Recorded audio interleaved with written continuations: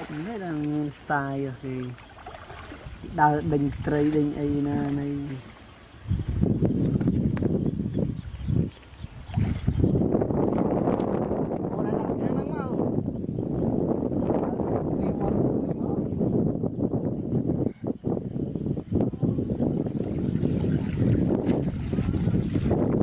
không đây kì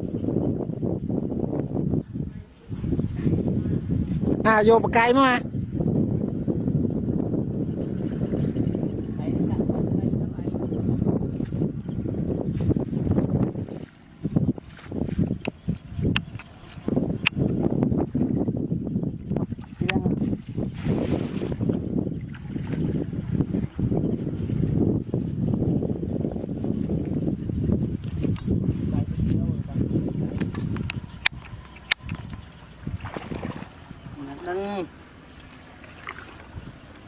đăng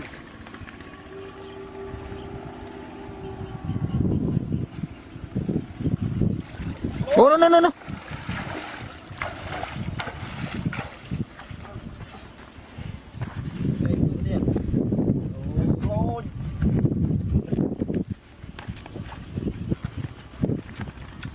mấy ai lại mấy đây than thông rồi thông nữa thông đây bơm bay khăm ở đây cái chắp đang cây hung cục lao được bắt ó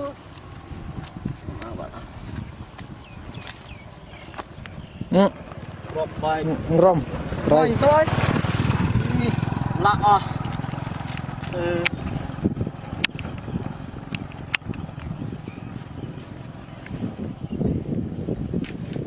nhớ thôi mẹ bong ai nhớ bạch mẹ được đây nhâm tiệt nhưng gì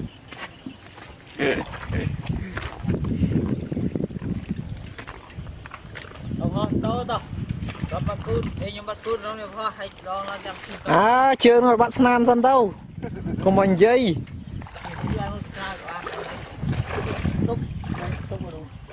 chặt cho ngóm ô ăn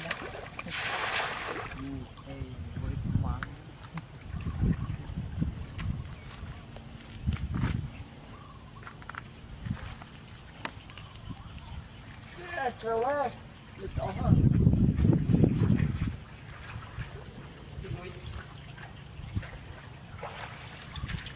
cái này nam mà tức đâu đi làm máu rồi ai muốn bong kia này muốn bán tăng một củ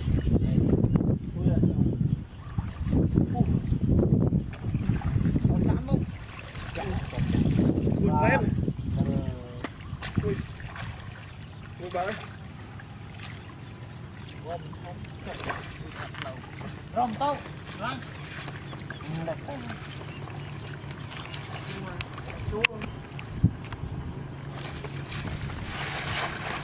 cái đây nó lấy bữa trai xó pe là dừng chết thực chào trong việc đó về autona để chúng vui tớ nó là cái club cô nè riêu cái riêu dừng chết thật tất riêu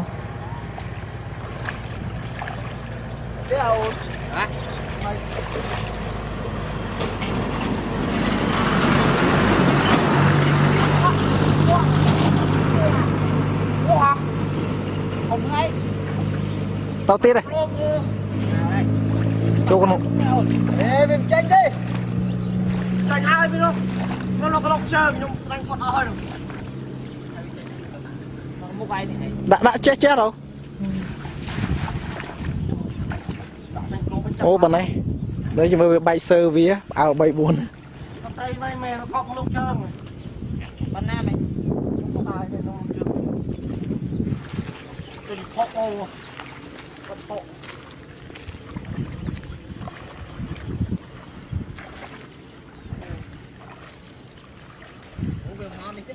nè tao này lui mình này nó sẽ xanh nó không sầm ram nữa cái tay bọc đủ bắt rồi toàn luôn phải là con có đài chậm tui này nó có lông trường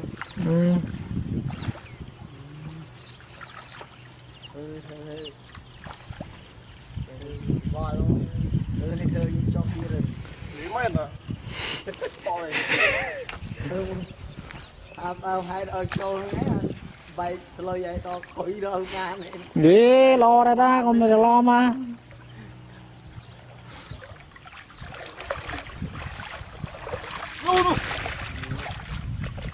không cầm con này đánh cốp chân còn lấy vào đây mình Đừng ra cố này.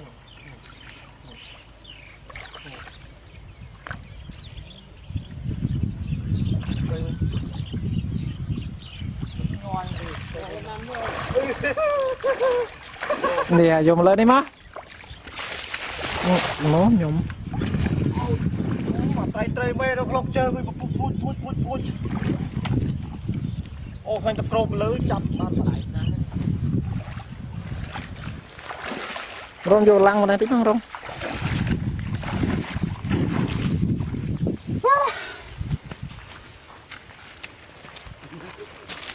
cho ý không nè đi mình đòn mà từ slá đây Để lạt đấy mình thử xem. là đấy phải cô nè Lẹ nhé. nên ăn lật nè nên lật nè nên đôi chặt hơi mẹ chặt từ nay nhà hơi ăn trâu Rồi bên đây là cái đòn này. đây phải đi nhìn Đây.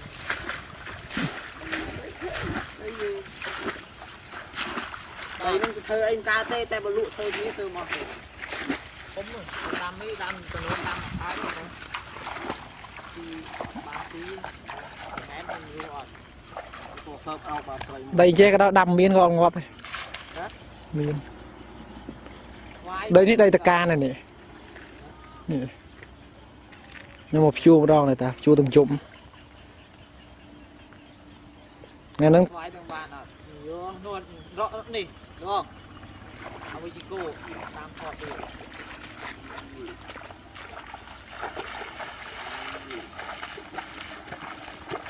lâu rồi là hay đi phải mua đánh bao rồi rồi tới dùng tạm phọt rồi thì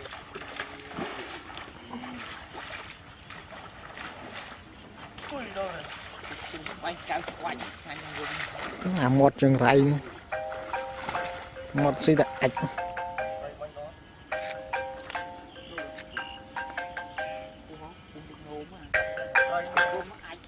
Lô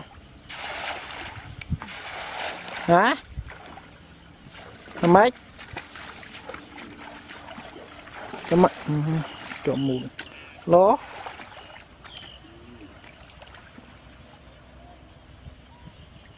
còn miền lư còn miền bọc miền này không ấy miền bọc à nó đúng mấy khi bọc này đi trẻ con là thầy thì hao cái đây không có đi lại nó chọn lại một cái trúc một trúc ngạt còn thôi ô bốc không bốc lố còn sai nó trôi chơi đúng không em nè cho nó bắt chơi ngày rồi chặt cho mới tiếp chặt tôi cục lọp bình bà đó cho nên mà không được cho hồn cho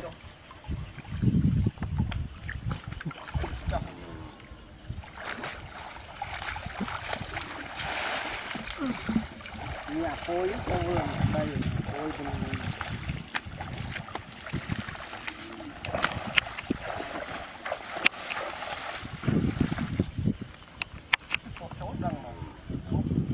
bao nhiêu đằng thôi đó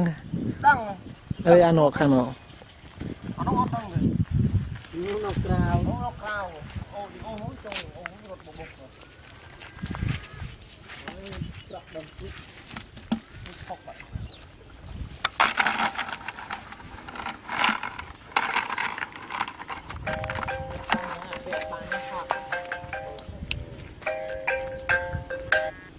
lô hả rồi bàn đây với cho smart nam cho lô sai theo smart lô lừa bán anh làm cho mặt phone thôi rồi chỉ ca đang giấy đọc niệm bán ôn mong hà nó ôn rồi bao nó ta thò ra nó chỉ cô rồi mò lâu rồi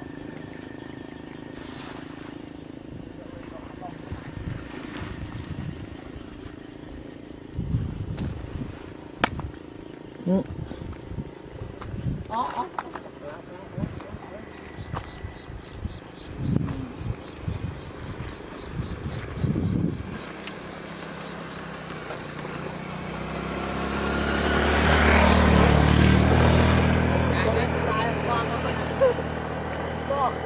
đất rô và rô ngoài đây có